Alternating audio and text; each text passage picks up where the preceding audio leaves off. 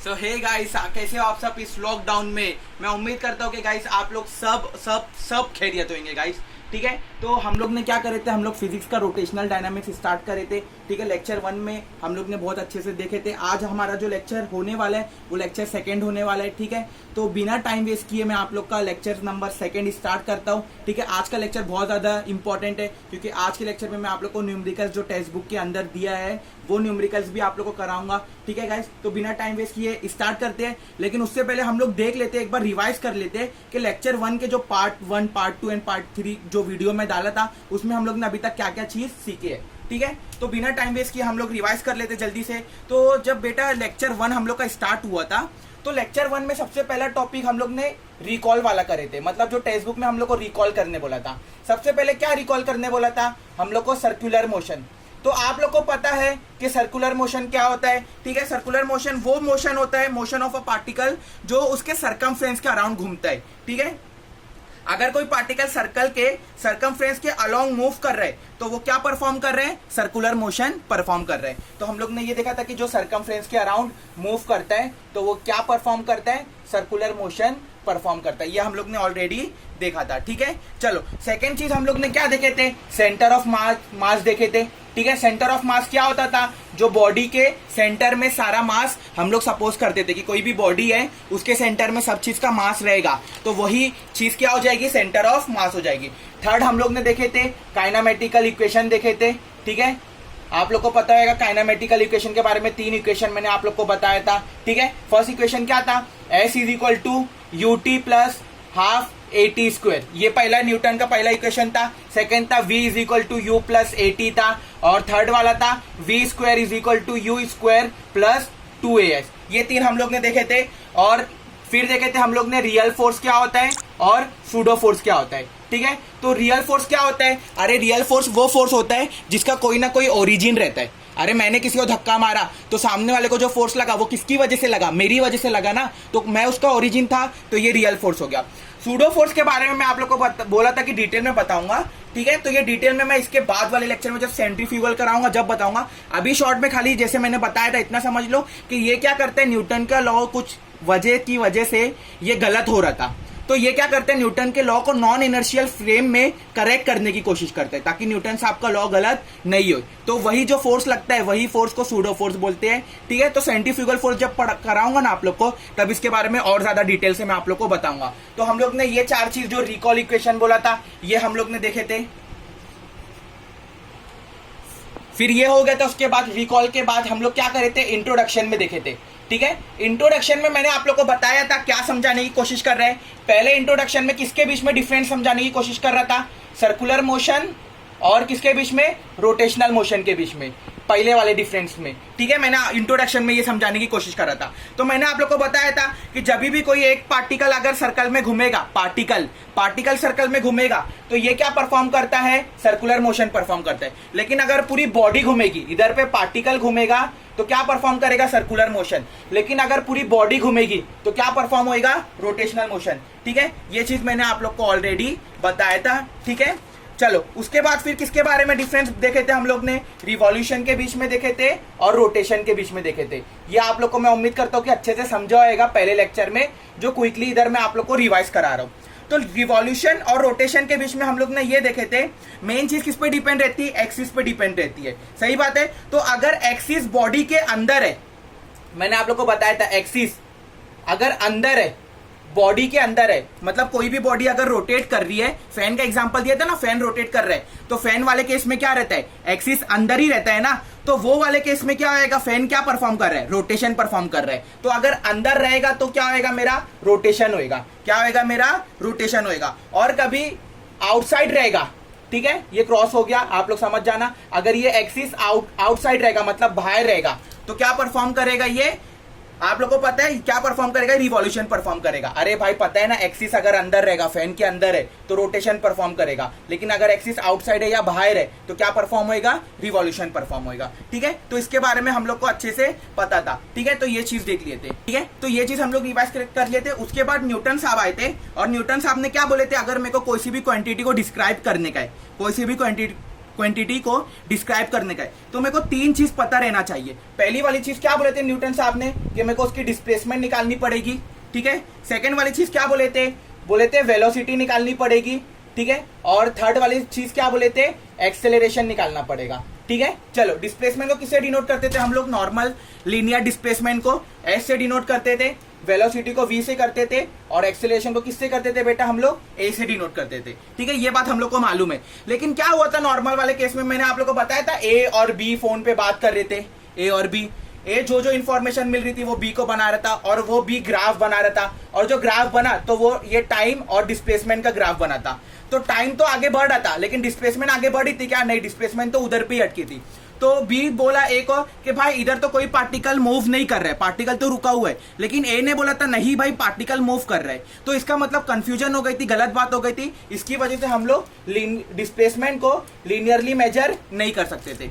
तो फिर हम लोग ने दिमाग लगाए कि अगर कोई पार्टिकल इनिशियली ये पोजीशन पे है, ए पोजीशन पे, और ए पोजीशन से वो कौन सी पोजीशन पे जा रहा है, बी पोजीशन पे, तो उसका क्या बदल रहा है, पहले इधर पे था, इधर से कहां गया, वो इधर गया, तो क्या चीज चेंज हो रहा है, उसका एंगल चेंज हो रहा है ना। तो यही जो एंगल चेंज हुआ था ना, इसको हम लोग ने क्या नाम दिए थे, इसको हम लोग नाम दिए थे एंगुलर डिस्प्लेसमेंट। क्या नाम दिए थे इसको हम लोग, एंगुलर डिस्प्लेसमेंट। तो इसलिए क्योंकि कोई भी चीज अगर सर्कुलर मोशन परफॉर्म कर रही ना, ऐसा सर्कुलर मोशन, तो आप देखो इसका एंगल चेंज हो रहा है। अगर इधर से इधर गया तो ये एंगल चेंज हुआ, अगर इधर से वो इधर आया तो क्या चेंज हुआ, उसका एंगल चेंज हुआ ना। तो ऐसे ही वो आगे जाते जाएगा तो उसका क्या चेंज होते जाएगा, एंगल चेंज होते जाएगा। तो इसलिए हम लोग ने क्या कॉन्सेप्ट लाए थे, एंगुलर डिस्प्लेसमेंट का लाए थे, ठीक है, ठीक है। तो एंगुलर डिस्प्लेसमेंट का हम लोग ने कॉन्सेप्ट लाए थे। तो सबसे पहले आएगा एंगुलर डिस्प्लेसमेंट, किससे हम लोग मेजर करते थे, थीटा से। याद होएगा आप लोग को, मैंने फॉर्मूला बताया था, शॉर्ट में रिवाइज करा देता हूं खाली। थीटा क्या होता है, मेरा एंगल होता है। एंगल का फॉर्मूला अगर आप लोग को याद होएगा, आर्क अपॉन रेडियस होएगा, ठीक है।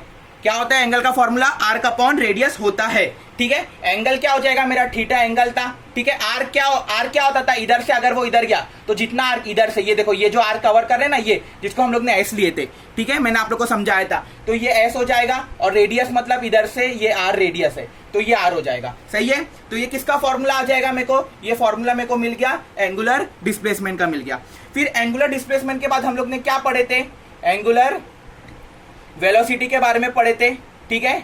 एंगुलर वेलोसिटी को हम लोग किससे डिनोट करते थे, ओमेगा से करते थे डिनोट, ठीक है। चलो ठीक है, इतना समझ में आ गया था। एंगुलर वेलोसिटी क्या होता था, एंगुलर वेलोसिटी का डेफिनेशन अगर आप लोग को याद होएगा तो rate of change of angular displacement. आप लोग को याद है रेट ऑफ चेंज को हम लोग कैसे मेजर करते थे, डिफरेंशिएशन आता था ना, डेरिवेटिव आता था ना। रेट ऑफ चेंज मतलब कोई चीज बदल रही है तो उसके लिए हम लोग क्या लेते थे, d/dt लेते थे। लेकिन क्या चीज बदल रही है, एंगुलर डिस्प्लेसमेंट। क्या होता है एंगुलर डिस्प्लेसमेंट, एंगुलर डिस्प्लेसमेंट तो थीटा होता है, तो इधर पे क्या आ जाएगा, थीटा आ जाएगा। तो ये किसका आंसर मिल गया, ये मेरे को ओमेगा का आंसर मिल गया, ठीक है, मतलब एंगुलर वेलोसिटी का आंसर मिल गया, ठीक है। फिर एंगुलर वेलोसिटी के बाद हम लोग ने क्या देखे थे, एंगुलर वेलोसिटी के बाद देखे थे हम लोग ने एंगुलर एक्सेलरेशन देखे थे, ठीक है। एंगुलर एक्सेलरेशन को किससे हम लोग करते थे, इसको करते थे हम लोग अल्फा से करते थे डिनोट, ठीक है। तो ये भी क्या होता था, ये भी होता था रेट ऑफ चेंज ऑफ, मतलब बदल रहे, लेकिन क्या चीज बदल रही है, क्या बदल रही है, एंगुलर वेलोसिटी बदल रही है, ठीक है। तो क्या बदल रही है बेटा, मेरी एंगुलर वेलोसिटी बदल रही है, चेंज हो रही है। तो क्या रेट ऑफ चेंज को फिर क्या हो जाएगा, d/dt हो जाएगा। लेकिन क्या बदल रहा है, एंगुलर वेलोसिटी। एंगुलर वेलोसिटी क्या था मेरा, ओमेगा था, तो इधर पे क्या आ जाएगा, ओमेगा आ जाएगा। तो ये किसका आंसर मिल गया, ये आंसर मेरे को मिल गया अल्फा का। तो ये फॉर्मूला भी बन के क्या हो गया, तैयार हो गया, ठीक है। उसके साथ मैंने आप लोग को एक और चीज बताया था, ये डी हम लोग कभी कब यूज करते थे, जब इंस्टेंटेनियस रहता था, ठीक है, for a given particular time के लिए, ठीक है। हम लोग क्या यूज करते थे, डी यूज करते थे। लेकिन अगर मेरे को एवरेज पता लगाने का है, ओमेगा एवरेज, तो डी नहीं यूज करेंगे, हम लोग क्या यूज करेंगे, डेल्टा यूज करेंगे, ठीक है। Delta theta upon delta T. ये कब यूज करेंगे डेल्टा, जब एवरेज रहेगा। वैसे इधर भी जब ये इंस्टेंटेनियस का है, जब कभी भी मेरे को एवरेज पता लगाने का रहेगा तो मैं क्या यूज करूंगा, डेल्टा यूज करूंगा, delta omega upon delta T. तो गाइस ये सारी चीज थी, मैंने सिर्फ आप लोग को 10 मिनट के अंदर जो भी इससे पहले के लेक्चर में हम लोग करे थे वो आप लोग को क्विकली एकदम अच्छे से रिवाइज करा दिया, ठीक है। तो आज से अभी हम लोग क्या करते हैं, इसके आगे बढ़ने की कोशिश करते हैं, ठीक है। चलो, तो आज हम लोग ये लेक्चर को स्टार्ट करते हैं। स्टार्ट मतलब अभी तक रिवाइज करे थे लेक्चर फर्स्ट का भी, लेक्चर 2 को हम लोग लेक्चर सेकंड को अभी सही तरीके से देखा जाए तो स्टार्ट करेंगे, ठीक है। तो आज हम लोग को ये समझने के सबसे पहले कि जो एंगुलर डिस्प्लेसमेंट है, ठीक है, जो थीटा हम लोग का आया था, जो अभी हम लोग ने देखे थे, वो वेक्टर क्वांटिटी है कि स्केलर क्वांटिटी है, पहले हम लोग को इस पे डिस्कशन करने का, जो आप लोग के टेक्स्ट बुक में किया है, ठीक है।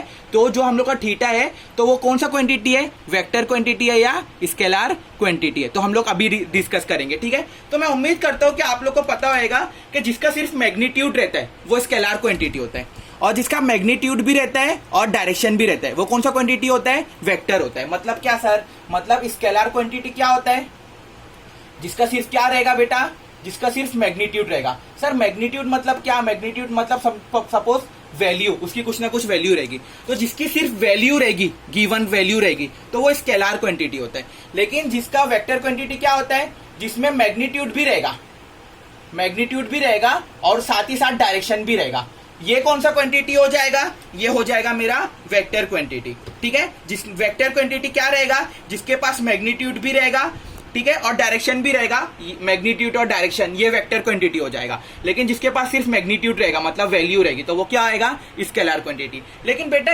ये जो वेक्टर का डेफिनेशन है ना, ये वेक्टर का डेफिनेशन ये प्रॉपर सेंस में नहीं है। मतलब मैं बोलूं कि ये थोड़ा सा गलत है। क्यों गलत है सर, हम लोग को कुछ एग्जांपल दो। कैसे आप बोल सकते हैं कि इतना बड़ा डेफिनेशन गलत है? गलत नहीं है, लेकिन प्रॉपर सेंस में नहीं है। कैसे, जैसे मैं आप लोग को एग्जांपल देता हूं, मेरे को आप लोग बताओ करंट, ठीक है, करंट कौन सा क्वांटिटी है, ठीक है। तो अगर मैं आप लोग से पूछूंगा कि करंट कौन सा क्वांटिटी है, तो आप लोग मेरे को बोलेंगे कि हाँ सर करंट तो हम लोग का स्केलर क्वांटिटी है, ठीक है। आप लोग का जवाब तो ये होगा कि करंट वेक्टर क्वांटिटी नहीं है। करंट कौन सा क्वांटिटी है हम लोग का, करंट स्केलर क्वांटिटी है। लेकिन ये है कि करंट स्केलर क्वांटिटी है, लेकिन अगर करंट का देखोगे आप लोग तो करंट के पास मैग्नीट्यूड भी रहता है और डायरेक्शन भी रहता है, दो चीज रहती है। कैसे सर, कैसे उसके पास दोनों चीज रहती है, ठीक है। तो देखो मैं एक सर्किट बनाता हूं, ठीक है, आप लोग को समझाने के लिए एक सर्किट बनाया, ठीक है। चलो एक सर्किट, इधर पे मैं बैटरी लगा दिया, ठीक है। चलो ठीक है, ये बैटरी के अंदर से करंट निकल रहा है, ठीक है, और 5 एम्पियर का करंट पास आउट हो रहा है। इधर से निकला, इधर गया, इधर पहुंचा, इधर पहुंचा, इधर पे, फिर इधर पे पहुंच के वापिस आया। तो अगर आप लोग गौर से देखोगे तो मैग्नीट्यूड मतलब वैल्यू, कितनी वैल्यू है करंट की, जो निकल रहा था करंट 5 एम्पियर करंट की वैल्यू हो गई। अच्छा ठीक है, डायरेक्शन देखो, डायरेक्शन दिया, कहां से निकला था करंट, इधर से निकला, इधर गया, इधर से इधर गया, इधर से इधर गया, इधर से इधर गया, इधर से इधर गया, तो ये सब क्या हो गया, ये डायरेक्शन हो गया उसका। तो करंट का मैग्नीट्यूड भी है हमारे पास, वैल्यू भी है। अगर इसके अंदर, ये सर्किट के अंदर सपोज करो 5 एम्पियर का करंट फ्लो हो रहा है, तो करंट की वैल्यू भी है, मतलब मैग्नीट्यूड भी है। साथ ही साथ करंट इधर से निकल रहा है, इधर से होते इधर पे जा रहा है, तो ये सब क्या हो गया, करंट का डायरेक्शन हो गया। तो जिसका मैग्नीट्यूड भी है और डायरेक्शन भी है, ये कौन सा क्वांटिटी होना चाहिए, वेक्टर क्वांटिटी होना चाहिए। लेकिन करंट हमारा वेक्टर क्वांटिटी नहीं होता है। करंट हमारा कौन सा क्वांटिटी होता है, स्केलर क्वांटिटी होता है, करंट वेक्टर क्वांटिटी नहीं होता है। तो यही रीजन है जिसकी वजह से वेक्टर का डेफिनेशन में एक्सेप्शन रहती है बहुत सारे, ठीक है। तो इसलिए मैं बोला कि वेक्टर का डेफिनेशन जो है मैग्नीट्यूड और डायरेक्शन का, ये प्रॉपर सेंस में नहीं है। इतनी बात समझ में आ गई। तो सर वेक्टर का सही डेफिनेशन क्या होएगा, हम लोग वेक्टर किसको बोल सकते हैं, ठीक है। तो वेक्टर हम लोग उसको बोल सकते हैं जो वेक्टर के सारे लॉ को ओबे करे। मतलब वेक्टर के अलग अलग लॉ है, जो वेक्टर्स के सब लॉ को ओबे करता है, सब लॉ को मानता है, सब लॉ को फॉलो करता है, तो वही चीज को हम लोग वेक्टर बोलेंगे। उसके अलावा हम लोग किसी चीज को वेक्टर नहीं बोलेंगे। सर कौन सा लॉ, जैसे वेक्टर का एक लॉ है, ठीक है, जिसको हम लोग बोलते हैं कम्यूटेटिव लॉ। क्या बोलते हैं जिसको हम लोग, कम्यूटेटिव लॉ, ठीक है, ये वेक्टर का लॉ है, ठीक है। कम्यूटेटिव लॉ क्या बोलते हैं मालूम, कम्यूटेटिव लॉ बोलता है A vector plus B vector is equal to B vector plus A vector, ठीक है। मतलब ए प्लस बी करूं तो जो आंसर मिलेगा वो किसके बराबर रहेगा, बी प्लस ए के बराबर रहेगा। अरे बेटा ऐसा 2 + 3, ये मैथमेटिकल लॉजिक में मैं कराया था, इज इक्वल टू 3 + 2। चाहे 2 + 3 करो या 3 + 2 करो, इधर से जो आंसर मिलेगा इधर से भी वही आंसर मिलेगा। तो ये जो ये लॉ को फॉलो करता है, तो वो लॉ, तो ये क्या होएगा, मेरा वेक्टर होएगा। मतलब जो ये कम्यूटेटिव लॉ को फॉलो करेगा तो वही चीज मेरी वेक्टर रहेगी। क्यों, क्योंकि ये कम्यूटेटिव लॉ वेक्टर का लॉ है, और जो वेक्टर के सारे लॉ को फॉलो करेगा वही वेक्टर क्वांटिटी होता है, ठीक है। उसके अलावा कोई दूसरा वेक्टर क्वांटिटी नहीं होता है, ठीक है। तो जैसे सपोज करता हूं, मैं इधर पे लिया, ए बार लिया, ठीक है, इधर पे लिया, बी बार लिया, ठीक है, ये ए वेक्टर हो गया, ये बी वेक्टर हो गया, ठीक है। ए और बी का रिजल्टेंट कहाँ पे आएगा, इधर आएगा ना, तो ये हो गया उसका रिजल्टेंट आर वेक्टर। ये ए वेक्टर है, ये बी वेक्टर है, इसका रिजल्टेंट इधर आया। ये किसके बराबर हो जाएगा, ठीक है, ये बराबर हो जाएगा, सपोज मैं इधर पे ले लेता हूं, ए ले लेता हूं, और इधर पे ले लेता हूं मैं बी ले लेता हूं, तो ए और बी, इसका आंसर कहाँ पे आएगा, रिजल्टेंट इधर पे आएगा ना, तो ये क्या हो जाएगा मेरा आर वेक्टर। तो इधर पे जो भी रिजल्टेंट आएगा आर वेक्टर का, मतलब जो भी आंसर इधर पे आएगा वही सेम आंसर मेरे को इधर पे मिलेगा। अरे भाई इधर पे भी ए प्लस बी किया तो ये हो गया, ये बी प्लस ए किया तो ये हो गया, ठीक है, समझा। या तो इसको क्या करो मालूम, इसको ना पहले बी ले लो, ठीक है, ये पहले बी वाला ले लो, क्योंकि देखो ए प्लस बी, तो पहले ए लिया था, बी लिया था तो आर मिला था। अभी क्या करो मालूम, पहले बी ले लो, ठीक है, बी लिया, फिर इधर पे कहीं ए ले लो। अब इधर पे जो मेरे को आंसर मिलेगा, ठीक है, तो ये क्या हो जाएगा मेरा आर वेक्टर। तो इधर का आंसर और ये आर वेक्टर का आंसर अगर मेरा मैच कर रहे, अगर सेम आ रहे, तो मैं बोल सकता हूं ये क्या कर रहे हैं, कम्यूटेटिव लॉ को क्या कर रहे हैं, फॉलो कर रहे हैं, ठीक है, ठीक है। तो अगर मैं ए को पहले रखूं, बी को बाद में रखूं, या बी को पहले रखूं और ए को बाद में रखूं, तो मेरे आंसर में कोई भी फर्क पड़ता नहीं है। तो जो चीज ऐसे, ठीक है, जो चीज जो क्वांटिटी ये लॉ को फॉलो कर रही है, तो मैं बोल सकता हूं वो कौन सी क्वांटिटी है, वेक्टर क्वांटिटी। और अभी अपना काम क्या है, अभी अपना काम है कि एंगुलर डिस्प्लेसमेंट अपने को पता लगाने का है कि वेक्टर क्वांटिटी है कि स्केलर क्वांटिटी है। तो अभी अपने को ये पता लगाने का है, तो मेरे को क्या करना पड़ेगा, ये जो एंगुलर डिस्प्लेसमेंट है ये देखना पड़ेगा कि ये मेरा एंगुलर डिस्प्लेसमेंट थीटा ये वाले कम्यूटेटिव लॉ को फॉलो कर रहा है या नहीं कर रहा है। अगर फॉलो कर रहा है तो ये कौन सा क्वांटिटी हो जाएगा, वेक्टर क्वांटिटी हो जाएगा। लेकिन अगर कभी ये एंगुलर डिस्प्लेसमेंट ये इसको फॉलो नहीं करेगा, ठीक है, कम्यूटेटिव लॉ को फॉलो नहीं करेगा, तो ये कौन सा क्वांटिटी होएगा, वेक्टर क्वांटिटी नहीं होएगा, ठीक है। समझ में आ गई मेरी बात, ठीक है। हाँ तो गाइस अभी हम लोग को क्या करने का है, एंगुलर डिस्प्लेसमेंट वेक्टर क्वांटिटी है या स्केलर क्वांटिटी, ये अभी हम लोग को पता करने का, ठीक है। तो अपने को पता है कि जो कम्यूटेटिव लॉ को, मतलब a plus B is equal to B plus A, अगर जो ये लॉ को ओबे करेगा ये कौन सी क्वांटिटी होएगा, वेक्टर क्वांटिटी होएगा। लेकिन अगर जो ये लॉ को ओबे नहीं करेगा तो वो वेक्टर क्वांटिटी नहीं होएगा। ये मैंने अभी आप लोग को बताया, ये बात हम लोग को पता है। तो मैं एक लाइव एग्जाम्पल के जरिए आप लोग को बताता हूँ कि एंगुलर डिस्प्लेसमेंट आप लोग का वेक्टर क्वांटिटी है या नहीं, वो मैं अभी आप लोग को समझाता हूँ, ठीक है। सब जन का ध्यान मेरी तरफ होना चाहिए, ठीक है। ये मैंने बुक लिया, ये बुक है मेरे पास, ठीक है। अभी मैं इसको चेंज कर रहा हूं, ऐसा कर रहा हूं। अभी देखो इनिशियली ऐसी है, ठीक है, अभी मैं इसको ऐसा कर रहा हूं तो दिख रहा है ये एंगल चेंज हो रहा है। इधर देखो ना बेटा, इधर पहले ऐसा था, ठीक है, देखो ऐसी ही बुक है, ठीक है। अब मैं इसको ऐसा चेंज करूं, ऐसा करूं, ठीक है, तो दिख रहा है एंगल चेंज हो रहा है कि नहीं हो रहा है। समझ में आ गई मेरी बात। तो मेरे को बताओ ये एंगुलर डिस्प्लेसमेंट बन रहा है कि नहीं बन रहा है। अरे भाई पहले ऐसा था फिर ऐसा हो गया, ठीक है। इधर देखो पहले ऐसा था फिर ऐसा हो गया, ठीक है। तो मैं आप लोग को और 90 डिग्री के हिसाब से मैं चेंज करूंगा। किस हिसाब से चेंज करूंगा मैं बेटा, 90 डिग्री के। तो मैं क्या करता हूं मालूम, मैं क्या करता हूं, गौर से देखो, ये बुक है मेरे पास, ये बुक है, ठीक है। मैं पहले ये बुक से फ्रंट का 90 डिग्री, फ्रंट का 90 डिग्री का नोटेशन देता हूं, ठीक है। नोटेशन मतलब चेंज करता हूं, फ्रंट से चेंज कर रहा हूं, फ्रंट मतलब सामने, सामने से चेंज करूंगा। और सामने कितना चेंज करूंगा, 90 डिग्री चेंज करूंगा। देखो गौर से, ये है, ये फ्रंट, ये क्या हो गया, फ्रंट। फ्रंट के बाद मैं करता हूं 90 डिग्री से ही राइट का। अभी देखो ऐसा था पहले, फ्रंट करा, ये फ्रंट हो गया 90 डिग्री से, ठीक है। और 90 डिग्री से अब करूंगा राइट का, ये देखो 90 डिग्री से। कौन सा मेरे को ओरिएंटेशन मिल रहा है, ऐसी मेरे को बुक नजर आ रही है, ठीक है। चलो फिर से गौर से देखो, ठीक है। इधर था मेरा, इधर ऐसा था, पहले मैंने करा फ्रंट, क्या करा मैंने, फ्रंट 90 डिग्री से, ये फ्रंट हो गया। फ्रंट के बाद क्या करा मैं, राइट। कौन सा ओरिएंटेशन दिख रहा है, मतलब अपने को क्या नजर आ रहा है, ये बुक का उल्टा पेज हम लोग को नजर आ रहा है सपोज, ठीक है। फिर से गौर से देखो, एकदम गौर से देखो, ठीक है। पहले करूंगा फ्रंट, फ्रंट, फिर क्या करूंगा, राइट, ठीक है। ये ऐसा था, फ्रंट 90 डिग्री से एंगुलर डिस्प्लेसमेंट चेंज करा, फ्रंट, और फिर 90 डिग्री से क्या करा, राइट, ठीक है। तो अभी तक देखो मैंने क्या करा बेटा, अभी तक मैंने फ्रंट प्लस राइट करा, ठीक है। अब मेरे को बताओ, अगर यही तो एंगुलर डिस्प्लेसमेंट हो रहा है ना, चेंज, अरे बुक से चेंज करो तो एंगुलर डिस्प्लेसमेंट मेरा थीटा चेंज हो रहा है। तो मैंने पहले फ्रंट से चेंज करा और फिर किससे चेंज करा, राइट से चेंज करा। अगर ये एंगुलर डिस्प्लेसमेंट वेक्टर क्वांटिटी है तो लगता नहीं ये कम्यूटेटिव लॉ को फॉलो करना चाहिए। ये किसको फॉलो करना चाहिए, कम्यूटेटिव लॉ को। मतलब फ्रंट प्लस राइट किसके बराबर होना चाहिए, सर राइट और फ्रंट के बराबर होना चाहिए।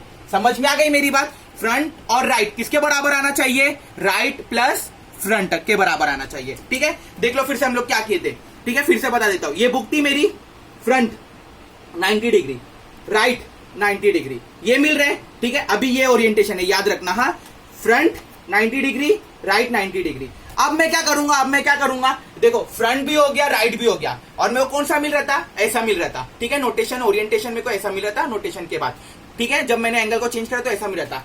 अब ये किसके बराबर आना चाहिए, राइट और फ्रंट। तो अब मैं करूंगा, पहले राइट करूंगा, फिर क्या करूंगा, फ्रंट करूंगा। पिछली बार क्या किया था, बोलो जल्दी से, आप लोग बोलो। पहले फ्रंट करे थे सर, फिर राइट करे थे। अब क्या करूंगा, राइट करूंगा और फिर क्या करूंगा, फ्रंट करूंगा, ठीक है। चलो देखो, पहले क्या आएगा, पिछली बार पहले फ्रंट हुआ था, राइट हुआ था, ये पिछली बार हुआ था। अब क्या आएगा, पहले राइट, राइट, फ्रंट।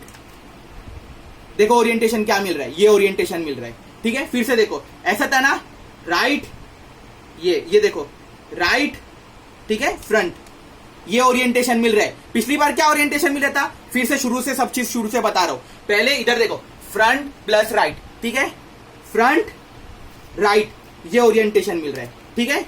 फिर से अभी क्या करने का हम लोग को, राइट और फ्रंट, राइट फ्रंट, ये ओरिएंटेशन मिल रहा है, ठीक है। इधर देखो, राइट फ्रंट, ये ओरिएंटेशन मिल रहा है। अब मेरे को बताओ, गौर से बताओ, पहले कुछ ऐसा ये उल्टा ये वाला ओरिएंटेशन मिल रहा था हम लोग को, उल्टी बुक हम लोग को नजर आ रही थी। कब नजर आ रही थी उल्टी बुक, जब हम लोग फ्रंट और राइट करे थे।